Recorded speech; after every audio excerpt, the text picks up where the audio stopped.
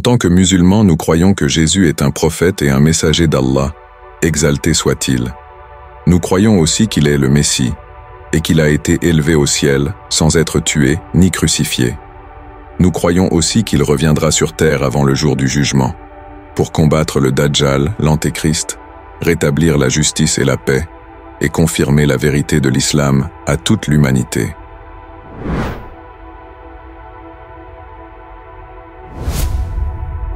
Isa, que la paix soit sur lui, est l'un des plus grands prophètes envoyés par Allah. Il est le fils de Myriam, appelée Marie en français, la meilleure des femmes, qui a conçu Isa, Jésus, par un miracle d'Allah, sans père. Allah dit dans le Coran, « Rappelle-toi, quand les anges dirent, « Ô Marie, certes Allah t'a élu au-dessus des femmes des mondes. Ô Marie, obéis à ton Seigneur, prosterne-toi, et incline-toi avec ceux qui s'inclinent. Ce sont là des nouvelles de l'inconnaissable que nous te révélons. Car tu n'étais pas là lorsqu'ils jetaient leur calame pour décider qui se chargerait de Marie. Tu n'étais pas là non plus lorsqu'ils se disputaient. Rappelle-toi, quand les anges dirent, Ô Marie, voilà que Dieu t'annonce une parole de sa part. Son nom sera le Messie, Isa, fils de Marie, illustre ici-bas comme dans l'au-delà, et l'un des rapprochés d'Allah. Il parlera aux gens dans le berceau et en son âge mûr, et il sera du nombre des gens de bien. Elle dit, Seigneur, comment aurais-je un enfant, alors qu'aucun homme ne m'a touché? C'est ainsi, dit-il. Allah crée ce qu'il veut. Quand il décide d'une chose, il lui dit seulement, sois, et elle est aussitôt. Sourate, la famille d'Imran, versets 42 à 47. Allah nous montre dans le Coran la véracité de Myriam et de son fils Isa, Jésus. Il nous parle aussi des miracles qu'il a accordés au fils de Marie. Allah dit dans le Coran, « Et quand Allah dira, Ô Isa, fils de Marie, rappelle-toi mon bienfait sur toi et sur ta mère quand je te fortifiais du Saint-Esprit. Au berceau tu parlais aux gens, tout comme en ton âge mûr.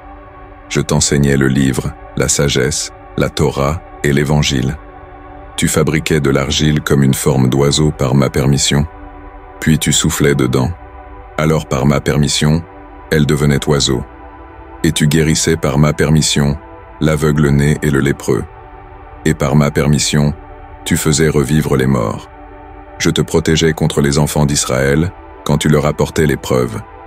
Ceux d'entre eux qui ne croyaient pas dirent alors, « Ceci n'est que de la magie évidente. » Allah nous montre que tout miracle que Jésus faisait venait uniquement d'Allah et de personne d'autre.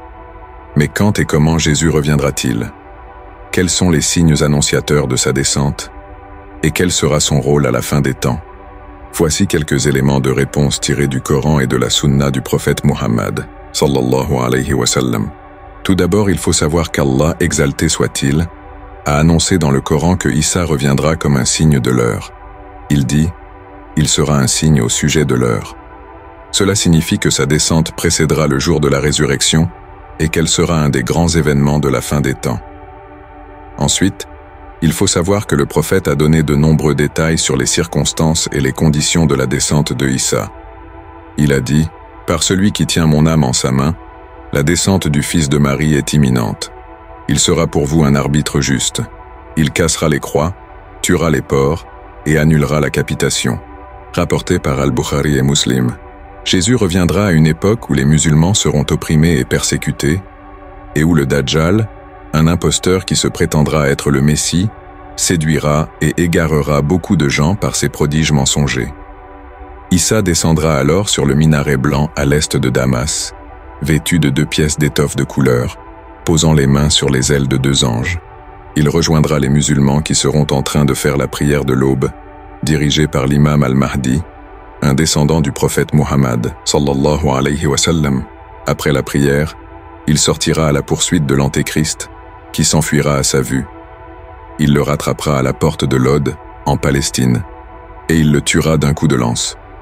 Il montrera son sang sur sa lance, et il proclamera la victoire des musulmans sur le mal. Jésus reviendra à une période où le désespoir sera partout, où la guerre aura fait d'énormes ravages sur la planète, à une époque où très peu de gens croiront encore. Après la victoire de l'imam al-Mahdi de Jésus et des croyants, La paix reviendra ensuite sur terre après toutes ces années de famine et de guerre, mais elle reviendra qu'un court moment, car les peuples de Gog et Magog, au vu de leur idole, le Dajjal, tué, décideront d'en finir. Nous avons déjà fait une vidéo sur le sujet de quand Gog et Magog sortiront, je vous mets le lien en description. J'espère que cette vidéo vous aura été bénéfique, qu'Allah nous guide et nous protège tous.